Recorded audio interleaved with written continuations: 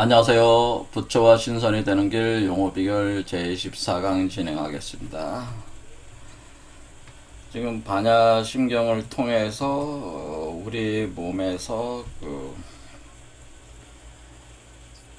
부처와 신선 그리스도가 되는 진주 아래 곧 사리자가 어떻게 구성돼서 나오는가를 규명을 하고 있습니다. 그래서 지난 시간까지 본 것이 일종의 관자재 보살이라는 그 표현, 그것은 곧 회광반조, 곧 우주의 법신불인 비로자나불의 빛을 우리가 수용을 해서 우리 몸속에 일단 홀로그램 장감을 형성을 하는데 아주 작은 홀로그램을 만들어내고 그 홀로그램 정보 구조를 고화시키는 작업을 해서 그래서 하나의 진주화를 만들어내는데 그것이 우리 하단전 물라다라 차크라 쪽에 생성이 되면은 그것을 끌어올려서 하단전 쪽, 그러니까 하황정이죠. 위치로는 하황정으로 이렇게 올라오게 된다라고 하는 거죠. 요 밑에서 만들어서 올려오게 된다라고 할 때 요것을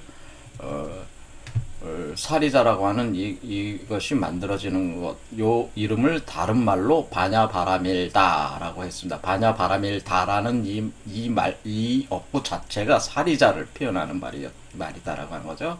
바냐바라밀다라고 하는 것입니다.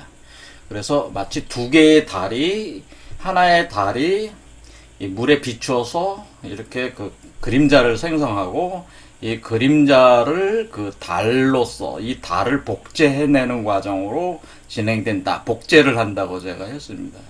그렇죠? 이런 과정을 전개를 할 때에 여기 0이 홀로그램이 구성돼서 전개되는 과정에서 우리는 온 개공하는 현상이 발생을 해서 우리가 일체의 카르마가 다 소멸되는 것을 경험을 하게 돼서 해탈에 이르게 된다고 하는 거죠. 그러니까 이 사리자를 만들어지면서 이것이 고도화돼 나가는 과정 자체가 이 카르마를 벗어나서 해탈하는 과정과 동일하게 진행돼서 이것이 성명일치라는 개념이다라고 얘기했습니다. 그러니까 우리가 지금 불가적인 관점으로 볼 때는 이 카르마라는 업장 속에서 갇혀 있는데 그 업장이 다 무너지는 겁니다. 이 과정 자체에서.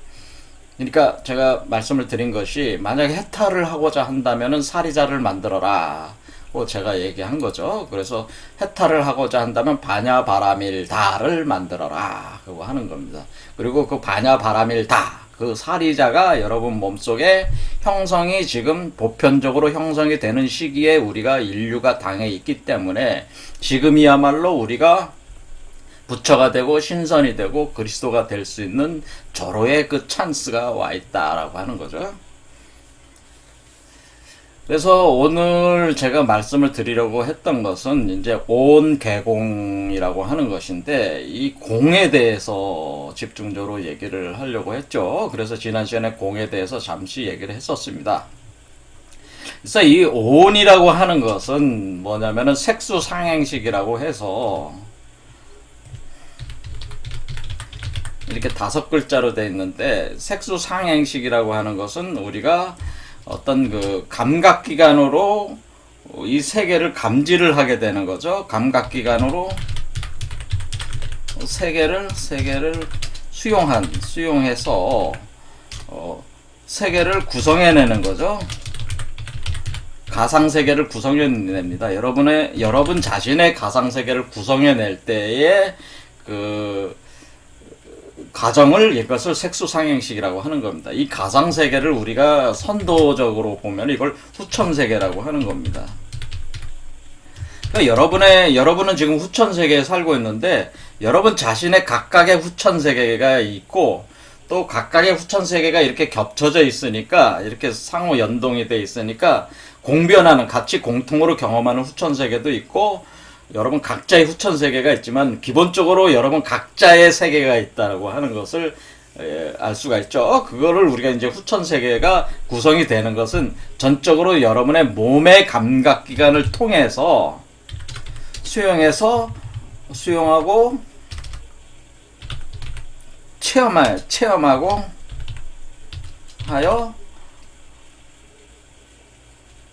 체험하여 인지되는, 체험하여 인지되어 구성되는, 뭐 이렇게 되는 후천세계, 가상세계를 구성되어 가상세계를 만든다. 이런 과정을, 후천세계를 만든다. 후천세계가 구성된다. 후천세계가 인지되어 가상세계가 구성된다라고 하는 거예요. 그러니까 제가 왜 가상세계가 구성된다고 하냐면, 여러분이 주도적으로 여러분이 결정돼서 구성한 세계가 아니고, 여러분이 그 피동적으로, 노예적으로 구성된 세계예요. 그러니까 여러분이 원해서 이렇게 만들어지는 세계가 아니고, 여러분이 그러하게 그냥 수용이 돼서 그렇게 강제적으로 만들어지고 인식되게 돼버린 그 세계가 있다는 것인데, 그것이 우리 몸 속에서 이렇게 몸이 감각을 수용해서 이렇게 만들어지게 된다고 하는 거죠.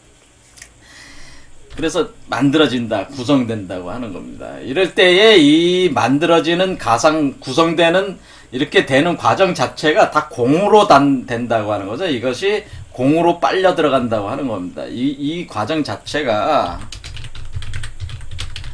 어떻게 되냐면은,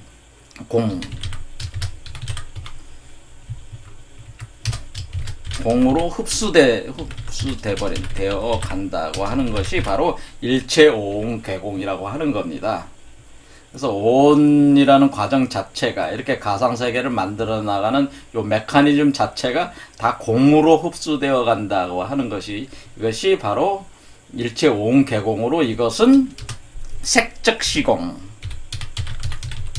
표현하는 거죠. 그러니까 색이 공으로 간다고 하는 거니까, 온의 색이 이 색으로 시작한 것이 공으로 귀결되는 거니까 색적 시공을 표현한 거죠. 그러니까 요 말 자체가, 온개공이라는 말 자체가 색적 시공과 같은 말입니다. 색이 곧 공으로 들어간다고 하는 거죠. 이게 색적 시공. 그때 이 색적 시공은, 제가 공이라고 할 때에 이 공은 비어있는 어떤 그런 개념이 아니고, 이것을 이제는 불교에서 이렇게 그 강론을 하시는 그 스님들께서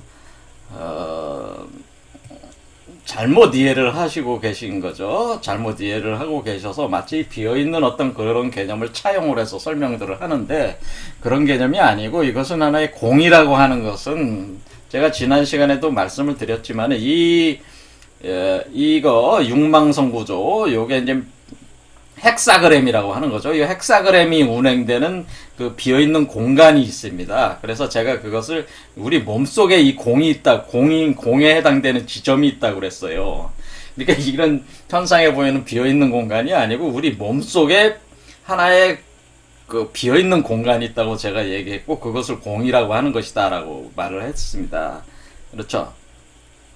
그랬을 때, 요게 이제는 이게 이제 육망성이라고 제가 얘기했지만, 이제 헥사그램으로 좀 유식하게, 헥사그램, 요게 가동이 된다 이거죠. 그 다음에, 8개, 정역 8개. 정역 8개가 가동이 되는 어떤 비어있는 공간이 있다. 가동이 된다는 건 뭐예요? 생성하는데, 생장성하는 과정이 있다고 하는 겁니다. 그 안에서. 그러니까 이 공이라고 하는 건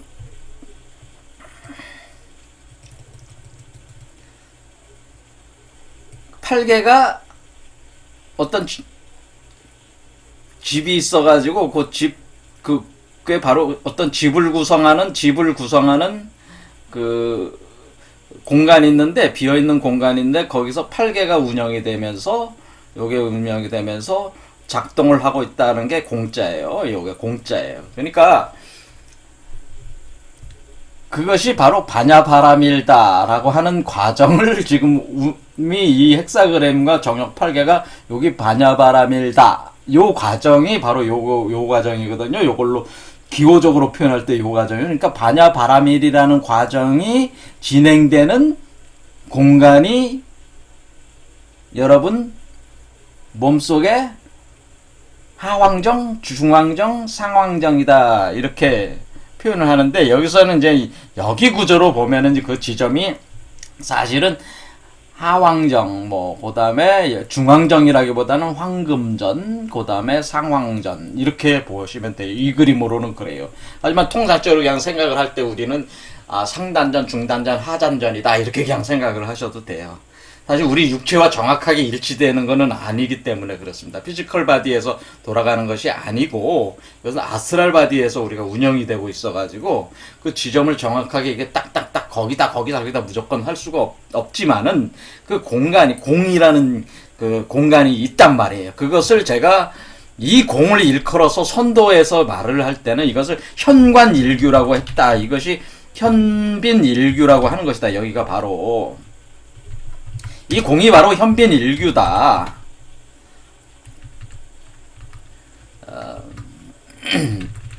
암컷빈자. 그러니까 우리가 도덕경에 나오는 불사지곡이라고 하는, 불사의 골짜기, 거기가 골짜기가 되는 곳이 있는데, 거기가 바로 소가 한 마리가 있어요. 소가 있어가지고 거기서 활동을 하고 있는 그 공간, 창조의 공간이 있는데, 그 공간이 바로 공이에요. 불가적으로는 그것을 공이라고 하는 것이다 이렇게 얘기했어요. 예, 그래서 현빈일규, 그래서 공은 곧 현빈일규라고 제가 얘기를 했고, 이 현빈일규가 곧 우리가 얘기할 때 이것을 뭐라고 하자면 십지다 이렇게 하는 거예요. 십지. 그러니까 숫자로 10이라는 공간, 10이 숫자로 10이 작동되는 공간을 얘기할 때 이걸 10이라고 하는 겁니다. 십지. 그래서 화엄경에 십지론이라고, 화엄경을 보면 십지론이 있어요. 그 십지론의 십지라고 하는 것이 바로 이 공, 이거를 얘기를 하는 겁니다. 그 다음에 이 십지가 있는 이 공간을 우리는 이 10이라는 숫자는 무국을 나타내기 때문에 무국이다 이렇게 하는 거예요. 그리고 이 무국은 곧 기다. 그러니까 뭐냐면은 그 천간과 지지로 볼 때는, 천간으로는 기토다 이렇게 하는, 기토.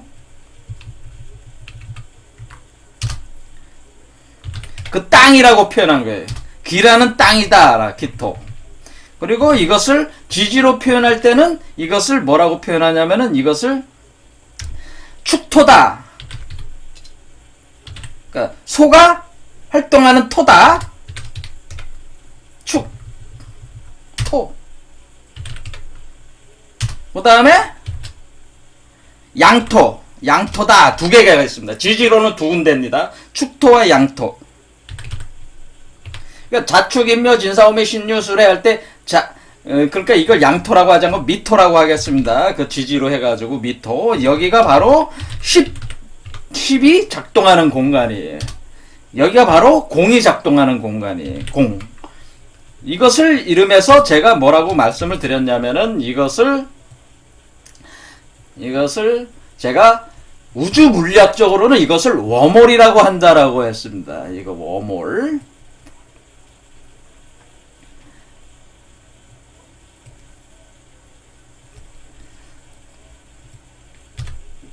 이것이 바로 워몰입니다. 이렇게 이해를 하면은 상당히 현실적으로 이해를 정확하게 할 수가 있다고 하는 겁니다. 그래서 우리가 여기서 현빈일규라고 할 때, 빈이라고 할 때 소가 있잖아요. 소가 활동하고 있다고 하는 것은 이 축토에 방점을 둔 겁니다. 축토에 방점을 둔 것이고, 축토라고 하는 것은 어디를 뜻하는 거냐면, 우리의 몸으로 볼 때는 하단전이 축토고 상단전이 미토예요. 자, 하단전이 축토고 상단전이 미토다. 여기로 보면은 축토는 하단전이고 미토는 상단전이에요. 그래서 축토에서는 소가 끄는 수레 이렇게 표현하고,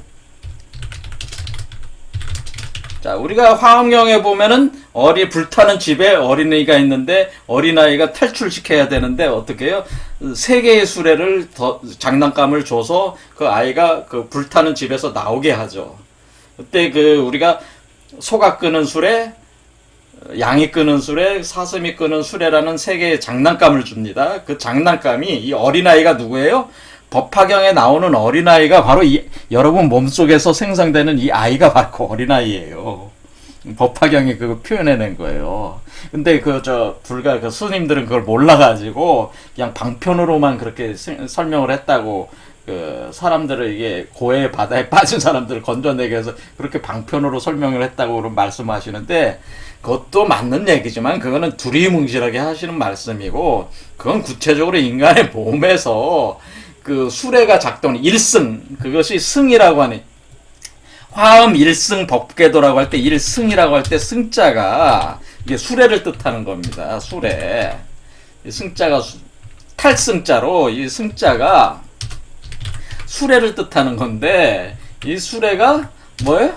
이 승자가 수레란 말이에요. 수레. 그래서 이 수레가 화엄 일승 법궤도라고 할 때 그 일승, 그러니까 우리가 성문, 연각, 보살로 가는 이 과정이 소승에서 대승으로 나가는 것이고, 이 삼승이 곧 일승으로 귀결된다고 하는 이 사상 자체에 있어서 이 승이라고 하는 것은 수레를 뜻하고, 이 승의 과정을 거쳐서 우리 몸속에서 태아 어린아이가 자라서 이 불에 타고 있는 몸, 우리가 이때 당시 우리 몸은 어떻게 돼요? 활활 불에 타고 있으니까 불 속에 있는 집으로 묘사를 한 겁니다.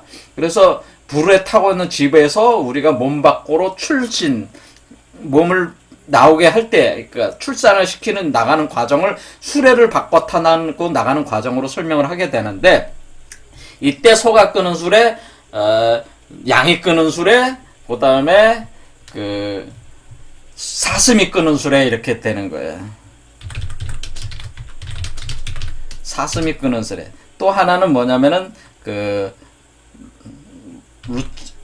루차라고 해가지고 녹차가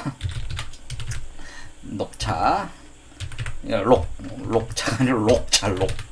사슴 녹자입니다. 그래서 이것은 사슴이 끄는 수레다, 이렇게 해가지고 이 세 개의 수레를 이렇게 놓는데, 이 록차는 제가 나중에 설명을 하겠습니다. 이것도 아주 중요한 과정이기 때문에. 자, 록차는 어디냐면은 이것은 제7번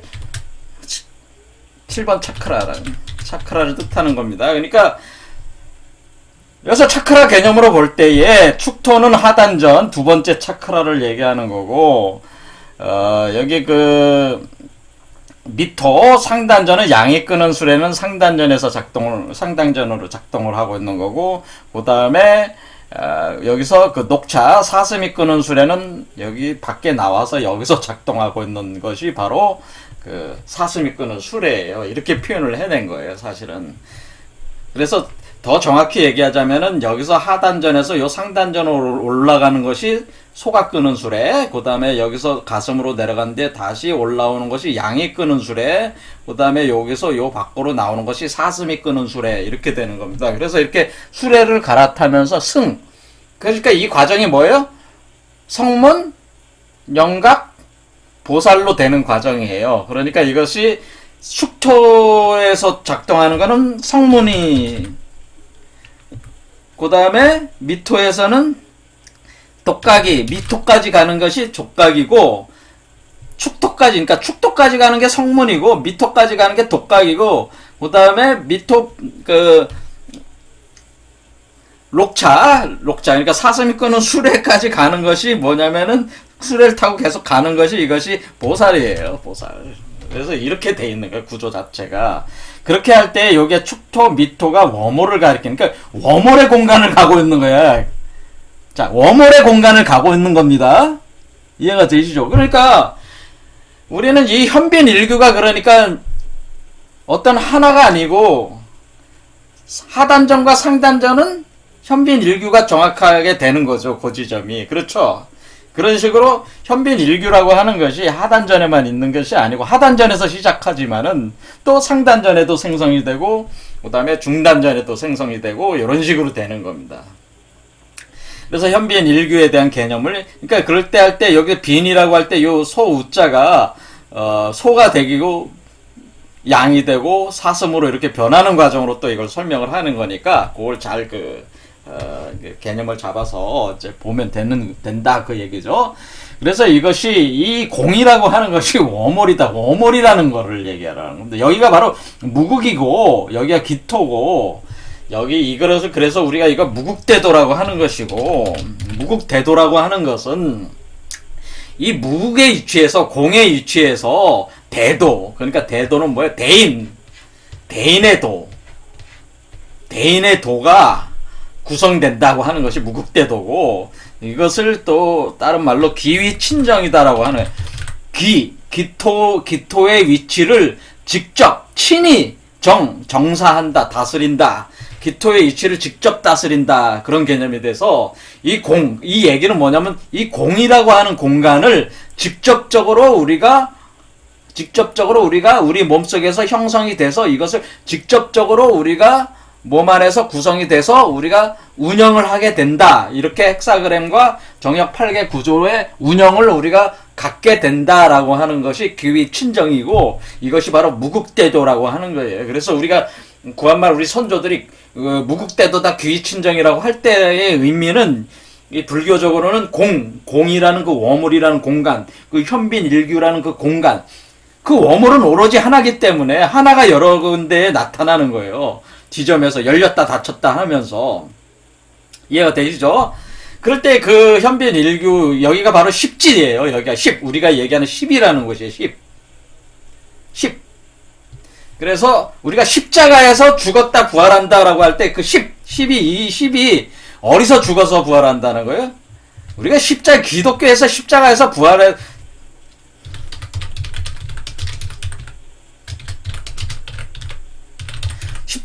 십자가에서 죽어서 부활했다고 하는 것은 이 공 속으로 들어갔다 나왔다는 얘기예요. 그러니까 십자가에서 죽었다 부활했다고 하는 것은 색즉시공하고 공즉시색했다는 얘기예요. 그러니까 십자가에서 죽었다 부활했다고 하는 것은 색즉시공 공즉시색을 다른 말로 기독교적으로 십자가에서 죽었다 부활했다 그렇게 얘기를 한 거란 말이다. 그런 얘기죠. 이걸 다 다르게 이해를 하고 있어서 그래서 서로 막 다른 것처럼 생각을 하고 있는 거라 이거인데 그러니까 서로 다른 얘기 자기네들끼리 같은 얘기인데도 서로 다른 것처럼 생각을 하고 있는데 그게 아니고 십자가에서 죽었다 부활했다는 것은 바로 십지에서 죽었다 부활한다는 것이고 십지에서 죽었다 부활한다고 하는 것은 태극이 무국으로 들어갔다가 무국에서 다시 태극이 나온다는 얘기고 기위친정한다는 얘기고 무국대도가 이루어진다는 얘기입니다. 그것은 워몰에 들어갔다 나온다는 것이고 그것은 색즉시기공이고 공즉시색이라고 하는 것이 바로 이것이 십자가에서 죽었다 부활한다는 얘기예요. 이 십자라는 얘기가 10이라면 10. 그러니까 여러분이 십자가에서 죽어서 십자가에서 그리스도로 부활을 한다 그런 얘기잖아요. 그러니까 십자가에서 죽어서 그리스도로 부활한다는 거 아닙니까? 부활 재생한다는 거 아닙니까? 그러니까 이게 결국 이것이 그리스도가 바로 신성과 부처니까 여러분이 십자가에서 죽는다는 얘기가 바로 뭐예요? 색즉시공이 십자가에서 죽는다는 뜻이에요. 색즉시공. 여기서 얘기하는 오온계공이라고 하는 것이 십자가에서 죽는다는 표현이다 그 얘기입니다. 이게 10에서 죽는다는 표현이란 말이에요. 자, 이해가 되시죠? 자, 이런 개념으로 되어 있다. 그런 얘기입니다. 이렇게 될 때에, 그러면 이 공이라는 것이 워몰이라는 걸 알았으니까, 그럼 이 워몰이라는 이 개념을 가지고, 근데 워몰이라는 개념을 가지고 이걸 설명을 해야 되는데, 이 워몰이라는 개념과 이렇게 우리가 반야바라밀 하는 요것이 그 워몰 안에서 그럼 어떻게 워몰이라는 그 개념을 가지고 어떻게 설명될 수 있겠습니까? 라고 이제 우리는 이런 부분들을 이제 저도 이제 규명을 계속 해 나가야 되는 거죠. 이런 것들은. 자, 그럴 때에 우리가 이제는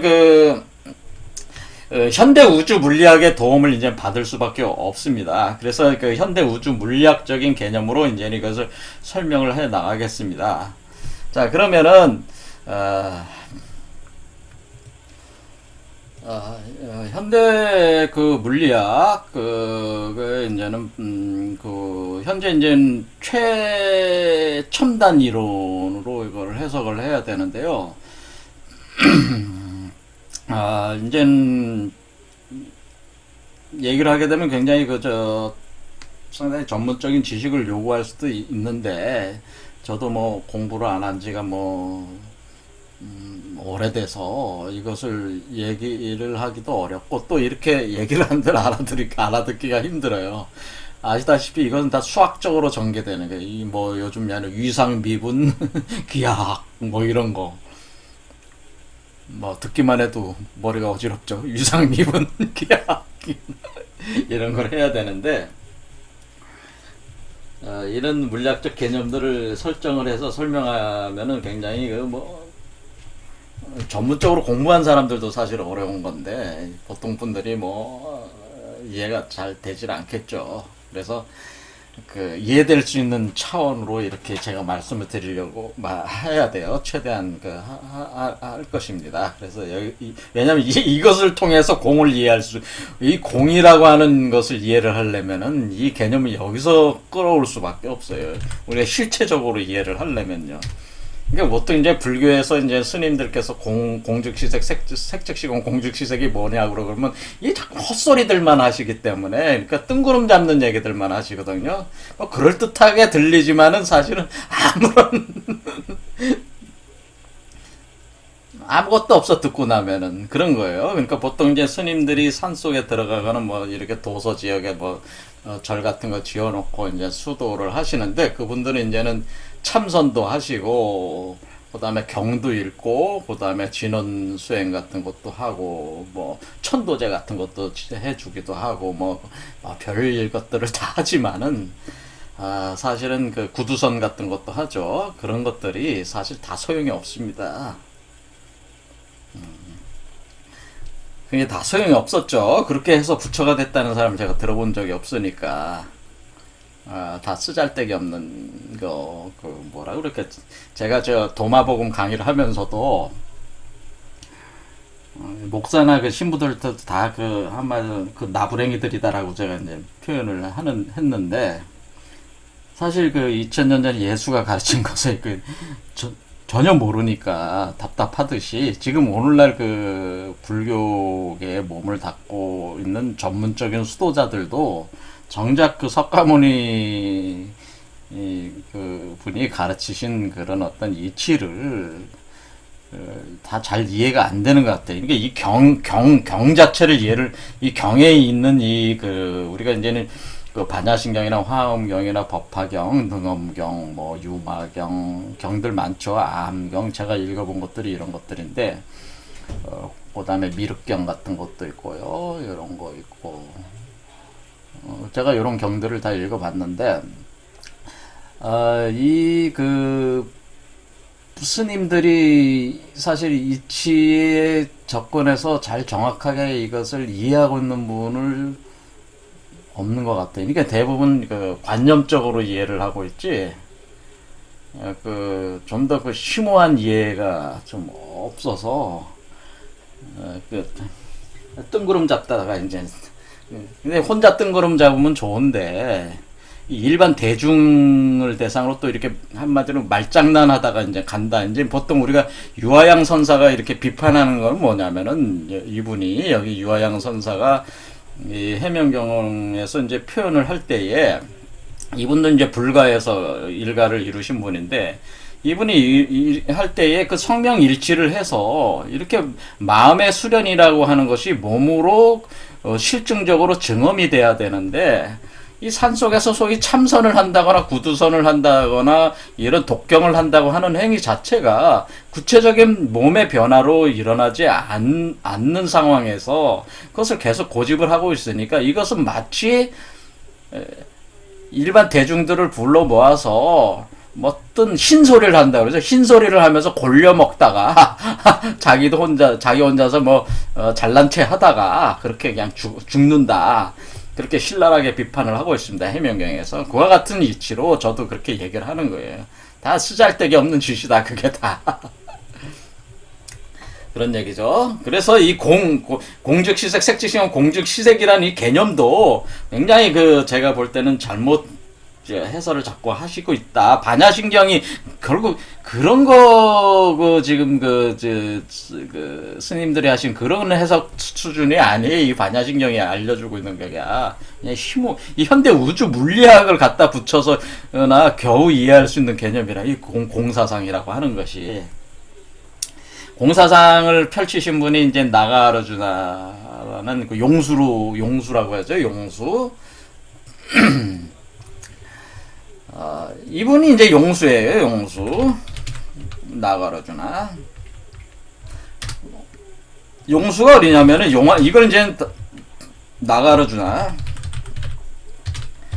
이분이 이제는 중간학파, 이분이 이제 중간 사상을 전개를 한 거죠. 이게 중간 사상이, 이 공사상을 중간 사상이라고 하는 겁니다. 중간파라고 하는데, 이것이 이제 공사상이죠. 공사상. 공사상은 중간 사상이고, 중간이 뭡니까? 중입니다.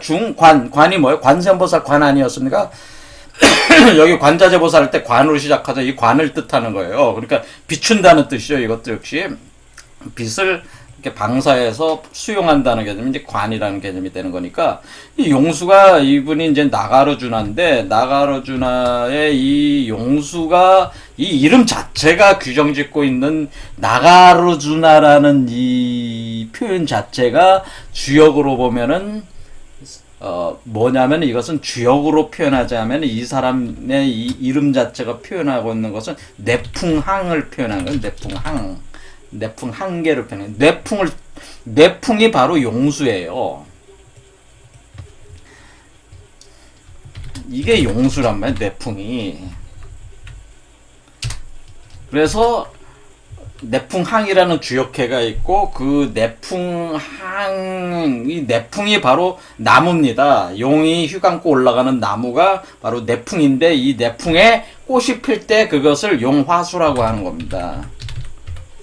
용화수. 용화수에 이제 꽃이 피는 거죠. 그게 그럴 때 이것을 제가 이제 말씀을 드리자면, 요 위치가 사실은 여기 진손 여기를 가리키는 거예요. 요게 바로 용화수예요.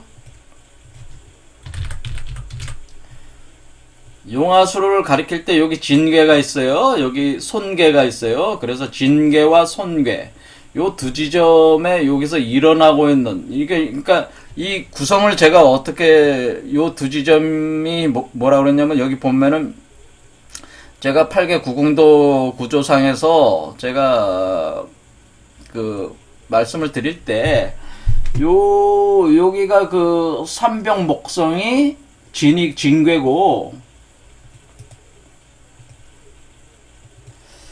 여기 삼병 목성이 요게 용이고요. 요게 바로 요게 삼병 목성, 사롱 목성이니까 목성이니까 나무 아닙니까? 요 나무를 뜻하는 거예요. 삼병 목성에서 사롱 목성으로 자라나오는 요게 용화예요. 용화. 용수예요. 용수고, 요 용수에 요 나무 숫자잖아요. 그래서 여기에 꽃이 핀단 말이에요. 요 꽃이 필 때, 꽃이 펴서 여기 7, 5화로 이제 펴 나오는 거니까, 이렇게 이게 용화수예요. 여기까지가 용화수. 요 세 개의 괴가 과정이 요게 용화수예요. 용화수. 그래서 요게 바로 미륵불이에요. 미륵불이 용화수 아래에서 득도를 한다는 게 요 지점을 얘기하는 거예요. 8개 구궁도상에서. 이게 다 연결이 돼. 이분들의 이분들의 이름을 이렇게 번역해 놓은 요 과정, 요거 자체도 이게 다 어떤 깊은 의미가 있다고 제가 말씀을 드리는 겁니다. 이렇게 그 불교라고 하는 것이 굉장히 심오해요. 자, 그래서 어쨌든 간에 이 공 워몰이라는 개념을 이해를 하려면은 이제 현대 우주 물리학을 이제 갖다가 이제 붙여야 되는데, 우리가 그 우주를 이렇게 얘기를 할 때, 우주 물리학적으로 이렇게 얘기할 때,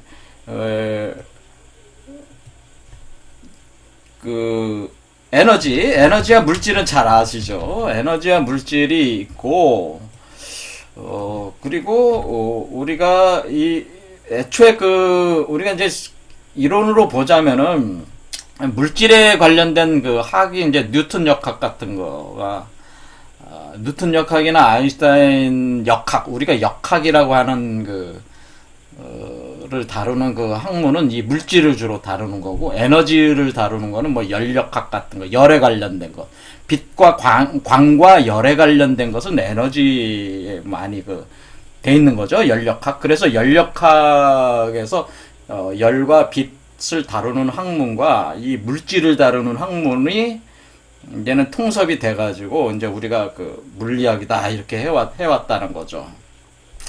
그런데 에너지를 다루는 빛과 열을 다루는 그 에너지, 그러니까 에너지라는 개념도 이게 원래 이게 상당히 신비주의적인 어떤 그런 개념에서 물리학에 수용이 돼서 이것을 개념이 된 것은 열역학이 나오면서부터 된 것이고요. 이 열역학이라고 하는 것은 빛과 열을 다루는 거죠. 그런데 이 광량자 같은 거, 그러니까 우리가 빛을 하나의 입자로 볼 때 광량자로 표현하는데, 그 광량자를 다루는 그 학문이 이제 빛과 열을 다루는 학문이 되고, 이것이 할 때 우리가 뭐예요? 뭐 자동차 운전할 때 가솔린 엔진 같은 거, 그게 다 열과 관련된 거잖아요. 그래서 거기서부터 나오면서 이 에너지를 다루는 학문에서 양자역학이 발전을 하는 겁니다, 사실은. 그리고 물질을 다루는 학문은 우리가 이제 뉴턴 역학이다, 아인슈타인 이론이다, 그렇게 하는 거예요. 그래서 이 에너지와 물질을 다루는 이 학문 계통에서 이렇게 그것이 통섭이 돼서 이제는 진행이 되면은 어떻게 되냐면, 오늘날 이 학문이 뉴턴 역학은 꼭 아인슈타인의 이론의 한 부분으로 이제 되어 있기 때문에 크게 아인슈타인 상대성 이론과 양자역학으로 지금 구분되어 있죠. 이렇게 두 개로 이렇게 구분되는 것이 이제는 이게 제가 방금 얘기했듯이 물질이라고 하는 것은 형체를 가지고 크기, 질량, 무게가 있어야죠. 그 다음에 어떤 밀도가 있고 뭐 그런 거죠. 일단 형태가 있어야 되는 게, 그게 이제 아인슈타인 상대성 이론이에요. 그리고 양자역학, 이것은 이제는 광과 빛과 열을 다루는 그런 것에서 발전을 했다고 그랬습니다, 제가. 그래서 이렇게 발전을 해서 이것이 이제는 에너지와 물질이라는 개념을 우리가 보통 쓰게 되고 있는 거죠, 지금. 그런데 우리가 여기서 이제 또 하나의 이론이 이제는 중요한 물리학의 대상으로 등장을 한 게 바로 정보라고 하는 거예요, 정보. 그러니까 우리가 생물학에서 뭐 DNA 정보라는, 또는 여러분이 컴퓨터를 쓰는 것도 어때? 정보를 다루는 거잖아요. 매일 여러분이 USB 같은 거 가지고 다니잖아요. 그게 다 정보를 담고 있는 거잖아요. 그래서 오늘날 이제는 이것을 저는 한 20대 때 이것을 인지를 했거든요. 그래서 제가 이렇게 저는 뭐라고 이때 20대 때, 저는 좀 물리학 이런 쪽으로 공부를 좀 했으니까, 물질과 에너지와 정보가 물질을 우리가 이 세계를 구성하는 물리학적인 핵심 대상이라고 저는 생각을 했어요. 그래서 사실은 물질과 에너지보다 정보가 더 본질적이다라고 저는 생각을 했었어요. 라고 하는 거죠. 그런데 이러한 저의 관점이 오늘날 어떤 개념으로 이제 전개가 되냐면은, 우리가 이게 아인슈타인의 상대성 이론과 양자역학을 통일하려는 이론들이 나오게 되는 거죠. 통일하려는 시도를 하게 되는데, 제가 방금 말씀을 드렸지만은 상대성 이론이라는 역학, 이 우주물리학, 우주적인 어떤 그 대상을 다루는 이 학문은 주로 그 물질, 형상적인 거고, 양자역학은 그 광량자라든가 뭐 열 그 입자를 다루니까 솔입자 개념 이렇게 가가지고 이렇게 된 거니까, 이게 그러니까 거대 세계와 극미 세계의 그러니까 상대성 이론은 좀 큰 세계를 다루는 거고, 양자역학은 극미한 세계를 다루는 거니까 서로 잘 통섭이 안 되는 게요. 왜냐면은 양자역학으로면은 이제 비국소성 원리라든가 동시성 원리라는 것이 있어가지고 내가 여기 있으면서 저기 바로 있을 수 있고, 그렇게 돼버려요. 또는 내가 여기에서 어떤 일이 발생하면은 우주 끝에서도 동시에 동시에 그 영향을 준다고 하는 것이 양자역학적인 어떤 비국소성 원리인데, 상대성 이론은 기본 개념 자체가 모든 정보 전달이라고 하는 것은 빛의 속도를 넘어설 수 없다는 그런 그 전제 때문에 그런 것들이 이해가 되지 않는 거예요. 아인슈타인 자신도 이해를 못했어요. 그래서 신은 주사위를 던지지 않는다는 말까지 하면서 이 두 이론이 굉장히 오랜 동안 싸우게 되면서 여러 가지 발생하는 문제들에 가지고 뭐 여러 가지 사고 실험으로 서로 많이 논쟁들을 하게 되는데요. 근데 이 두 이론 외에 이제 정보 이론이 이제는 등장하면서 이제 이게 물질 에너지 정보 3태가 돼서 이제 이런 것이 이제는 상대성 이론과 양자역학을 통합을 해서 이렇게 나름대로 구성해낸 이론이 뭐냐면은 각광을 받고, 지금 거의 다 많은 그 물리학자들이 여기에 뭐 상당한 에너지를 투입한다고 하고 있는데, 그것이 끈이론이라는 거예요. 끈이론을 통해서 상대성 이론과 양자역학을 통일한다 그런 거죠. 끈이론이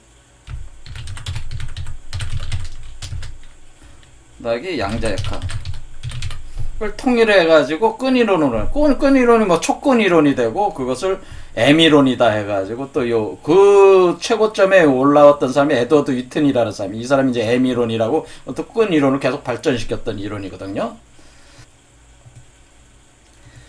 그런데 이런 과정에서 뭐냐면 이제는 어떤 우주적인 어떤 현상에서 블랙홀이라는 거, 여기 이제 스티븐 호킹이라는 이 양반도 여기 있지만, 이 블랙홀에서 발생하는 어떤 현상에 대해서 여러 가지 이론 전개가 있었는데, 블랙홀이라는 거를 이제는 블랙홀이라고 우리가 어떻게 생각할 때는 모든 에너지와 물질을 다 빨아들인다고 생각을 했었는데, 이 블랙홀과 정보 사이에 어떤 연관성이 있다고 하는 것을 이제 알게 됐어요. 그래서 알게 돼가지고 오늘날 이제 최첨단 이론으로 이제는 된 이론이 여기 홀로그램 이론으로 이제는 귀착이 되게 되는데, 그게 뭐냐면은 에드워드 이튼은 이제는 끈 이론의 완전한 대가, 천재 중에 천재, 이 분야에서. 그래서 이 분 이후에 이제 후안 말다세나라는 분이 어떤 이론을 전개를 하게 되냐면, 이게 가장 최신 이론이라고도 이렇게 볼 수가 있는데, 홀로그램 우주 정보론이라는 것을 말을 하게 됩니다. 홀로그램 우주 정보론. 그러니까 원래 이 우주라고 하는 것은 사실 홀로그램일 수 있다고 하는 것을 이렇게 규명을 하는 거예요. 이 이론들을 다 결합을 해가지고. 이분이 천재적인 분이에요, 이분도. 자, 그래서 이것을, 어려운 말로 ADS CFT 대응이라고 이렇게, 끈 이론과 홀로그램 이론이라고 해서 있습니다. 그래서 여기 읽어보겠습니다, 그냥. ADS CFT 대응이라고 하는 것은, 이것이 이제 최신 이론이, 홀로그램 우주 정보론입니다. 근데 이것은 아르헨티나 물리학자인 후안 말다세나가 1997년에 내어놓았다. 근데 말이 어렵지만 ADS CFT 대응이란 단어를 들여다보면, 이건 어디서 긁어온 겁니다. 어떤 인터뷰 기사 한 거를 우리나라 유명한 물리학자와 유명한 물리학 잡지사의 기자가 이렇게 취재한 거를 제가 카피해 온 거예요. 그 뜻을 조금은 알 수 있다. 물리학 잡지가 아니고 그 무슨 조선인가가 있는데 조선일보 같은 조선일보 별로 제가 좋아하진 않지만은 뭐 이 좋은 기사니까 제가 조선일보에 나온 기사는 아니고 이 그 계열사 잡지에서 여기 그 등재돼 있었던 거예요. 네, 기억을 잃었습니다. 요게 어느 잡지인지는. 그래서 한국어로 풀어보면은 반드지터 공간 등각장 이론의 이론 대응이다 이런 뜻이에요. 반드지터 공간과 등각장 이론이 대응 즉 같다는 뜻이다. 뭐 이게 뭔 얘기인지 대체 알 수가 없다 그런 얘기예요. 자, 이게 넘어가세요. 그러니까 아무튼 이것은 홀로그램 우주 정보론을 뭐 만들어내는 그 이론 아주 그 복잡한 물리 수학적인 그 개념이 요 개념이다라는 ADS CFT 대응이라는 개념이다 그런 거죠. 그래서 끈이론이라고 하는 것은 이제는 끈이론이라고 하는 것은 이제 스트링 티어리라고 해가지고 만물의 이론이라고 만물의 이론. 끈이론. 이 끈이론은 만물의 이론, 모든 만물을 설명할 수 있는 이론으로 이제는 이게 이제 등장을 하게 됐는데, 이거 1970년대 등장해서 1차 혁명, 이제 이론 자체도 혁명적 과정을 거쳤다. 이게 2차 혁명을 거치면서 촉근 이론으로 이게 됐다가, M 이론으로 됐다가, 홀로그래피 원리 등으로 발전했다. 이런 거예요. 그러니까 이렇게 촉근 이론이 이제 모든 만물의 이론, 모든 만물을 설명할 수 있는 이론으로서 끈 이론이 등장하면서 계속 발전을 하다가 홀로그램 이론으로 이게 발전을 했다. 이런 얘기죠. 이게 이거예요. 그러니까 지금 제가 얘기하는 홀로그램 이론이라고 하는 것이, 제가 엉뚱한 데서 이렇게 한 게 아니고, 현대 우주 물리학의 가장 최첨단 이론을 가지고 이 공을 설명을 하는 거예요, 제가. 그거를 그러니까 제가 헛소리 하는 게 아니고, 현대 우주 물리학에서 다루는 최첨단 홀로그램. 그것이 이제 후안 말데사라는 이 분이 해낸 그 ADS CFT 대응이라는 요 개념이 이제, 그 구성을 해낸 요 홀로그램 이론이 바로 여기서 얘기하는 그 0이다라고, 이 0은 홀로그램인데, 이 0이 바로 이 후안 말데사라는 분이, 그러니까 후안 말데사는 이 분뿐만 아니라 이 분이 내놓으면서 많은 사람들이 이 우주 홀로그램 이론을 연구에 이제 막 뛰어들게 되는데, 그 이론적인 그 개념에서 설명할 수 있는 개념이 이 개념이다라고 하는 것을 제가 말씀을 드리려고 하는 거죠. 그러니까 여기서 얘기하는 공이라고 하는 현상 자체가 그게 굉장히 심오한 이론이래요. 최첨단 우주 물리학을 가져다 설명을 해야지만이 어느 정도 이해를 할 수 있는 이론인데, 이것을 여러분도 다 이해할 수가 있습니다. 그러니까 개념적으로는 이해할 수 있으니까 그냥 이렇게 들으시면 돼요. 자, 이렇게 해서 홀로그램, 그러니까 그것은 말 그대로 이런 홀로그램이에요. 이런 홀로그램이라고 생각하시면 돼요. 이렇게 홀로그램이 이렇게, 그러니까 제가 우리 몸에서 이런 홀로그램이 생긴다고 하는 거예요. 를 제가 말씀을 드렸잖아요. 우리 몸 안에서 이런 홀로그램이 하나 생긴다고 하는 것이 생기고 이것이 고화된다고 하는 것이 우주 물리학적으로 설명할 수 있다. 그것을 통해서 우리가 우리 몸에서 색수상행식이라고 하는 온이 모조리 다 공으로 전환이 되고 공에서 다시 색이 나오는 이론을 이 홀로그램 이론으로 설명할 수, 최첨단 우주 물리학 이론으로 홀로그램 이론으로 설명할 수 있다는 것을 제가 말씀드리려고 이게 지금 밑밥을 까는 겁니다. 자, 이렇게 해서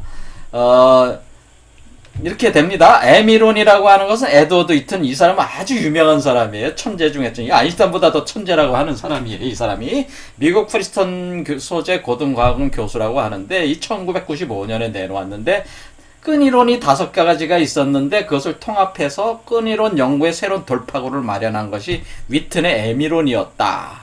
그리고 끈 이론은 우주의 기본 물질을 끈으로 보지만은 M 이론에 오면은 끈이 아니라 브레인이라고 해서 낯선 용어가 등장하는데, 브레인은 2차원 면일 수도 있고 3차원 공간일 수도 있다. 뭐 이런 거죠. 브레인이라는 개념을 새로 도입이 되니까 끈 이론이 브레인 이론으로 이렇게 업그레이드 된 거죠. 그리고 끈 이론가는 우리가 거대한 브레인에 살고 있다고 생각한다. 뭐 이런 뜻이에요.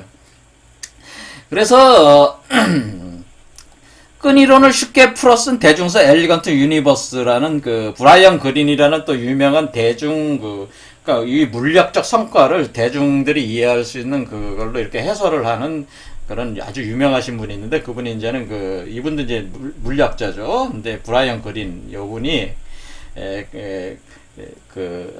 설명하는 동영상들이 있어요.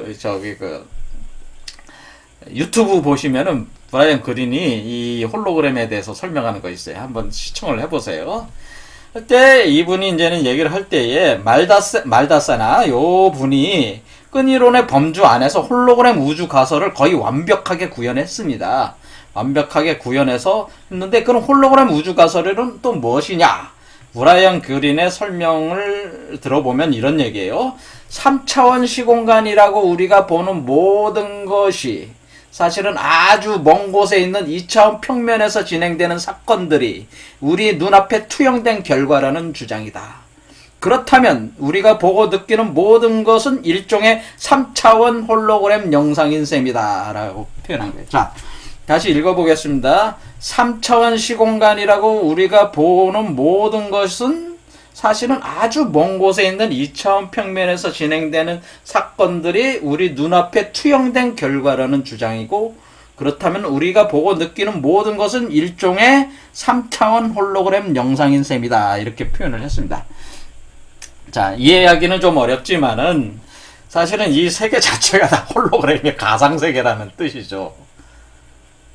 그렇죠? 그런데 그 가상세계를 움직이는 원래는 다 그 정보, 그러니까 제가 지금 물질과 에너지와 정보를 얘기하는데 정보가 더 본질적이라고 제가 계속 얘기했습니다. 그래서 정보라고 하는 것은 사실은 우리 우주의 표면에 있는 정보들이 이렇게 안쪽으로 투사가 돼서 그 빛의 형태로 정보들이 들어와서 그것이 어우러짐을 통해서 홀로그램 형상을 구축하게 되고, 그 형상을 고화시킴으로써 구체적인 물질적으로 그 에너지를 물질화시키고 형상화시켜서 우리가 그것을 경험하게 되었다, 체험하게 되는 것이다 라고 설명을 한다는 거죠. 그러니까 우리는 사실은 우주 표면에서 작동되는 어떤 정보의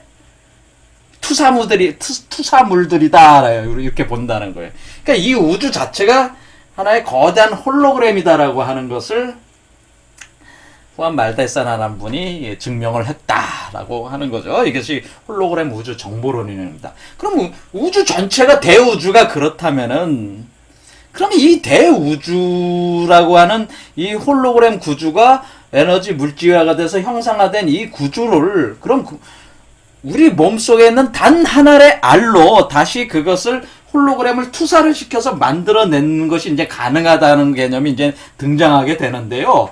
여기서 그러니까 우리가 대우주를 그대로 모사되는 하나의 알로 우리 몸속에서 하단전 쪽에 그것이 형성을 시켜 나가는 것이 바로 여기서 선도에서 여기 그 반야신경에서 얘기하는 이 그러니까 색즉 시공이라는 거예요.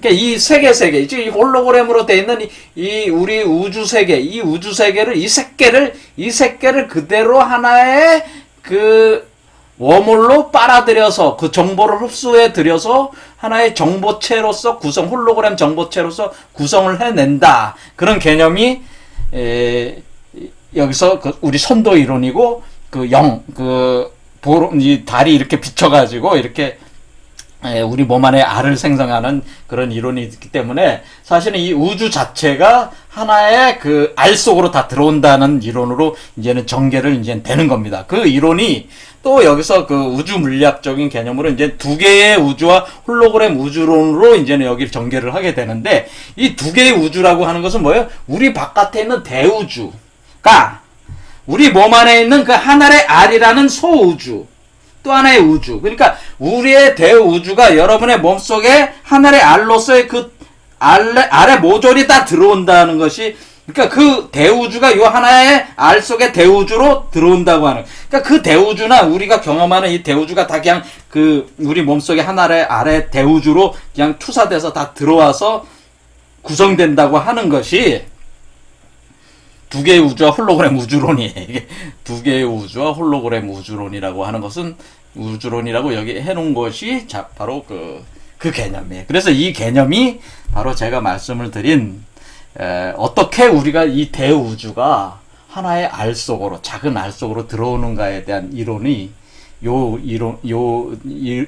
지금, 여기서 이렇게 그려지는 이 이론인데, 시간이 다 갔으니까, 다음 시간에 또 이거를 하겠습니다. 그래서 어떻게, 그러니까 제가 말씀을 드리는 것은, 이것이 그 색즉시공 공즉시색이 한다는 이 공이라고 하는 이 개념, 이 개념은 오로지 이 홀로그램 이론을 가지고 이해를 해야 되는데요.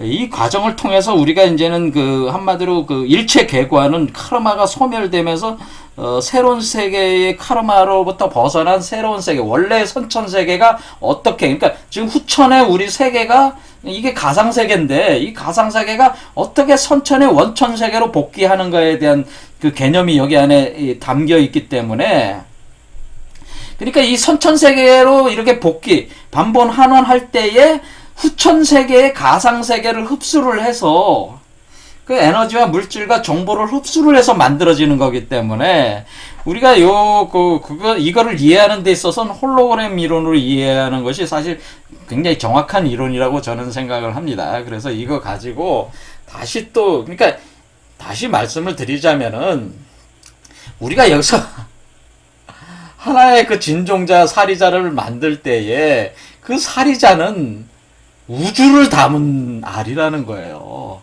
한마디로 우주의 알이라고 하는 것을 제가 계속 강조를 하는 겁니다.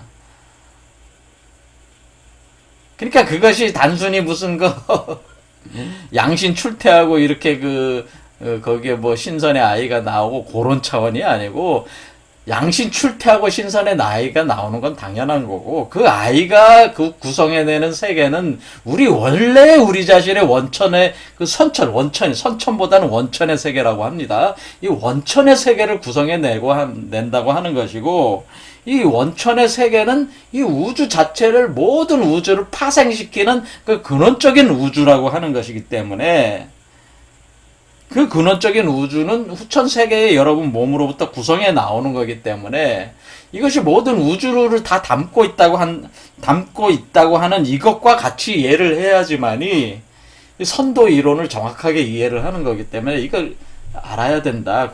색즉시공 공즉시색을 정확하게 이해를 하고 있어야지 이 선도 과정도 왜 그렇게 돼야 되는 것인가, 우리가 왜 이걸 해야 되는가를 우리가 알 수 있다, 그런 얘기죠. 자, 우리 여기까지 하겠습니다. 감사합니다.